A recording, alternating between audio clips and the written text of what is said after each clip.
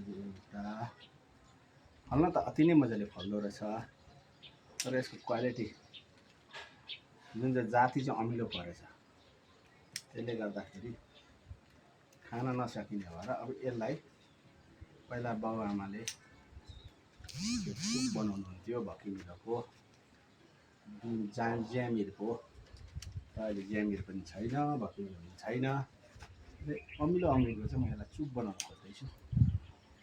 कस्तो हुन्छ यसको त कति चुप गर्ने होला र पनि यसलाई बिरुवा किनेर ल्याएर जोगाएर यत्रो बनाएको छ। यसको केही न केही त हामीले फाइदा उठाउनु पर्यो।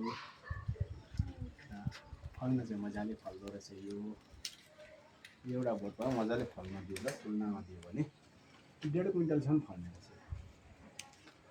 मैले त लहरा काटेर घरमा छतमा ल्याउँछ भने चाहिँ यसलाई मैले बढ्नु नै दिइनँ, नभए यस्ता 500-200 वटा यति लाग्थ्यो। अन्त बोट सानो भएर पनि अनि यसको देखरेख पनि राम्रो भएन।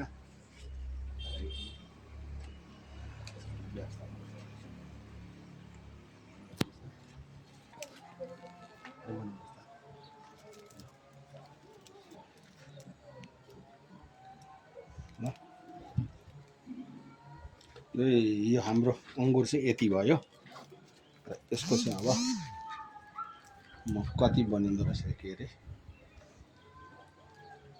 सिरप चाहिँ म हेर्छु यसको कति बनिन्छ। चुप भनेर भन्थ्यौँ हामी पहिला, अमिलो यो बनाउँदै जाँदैछु।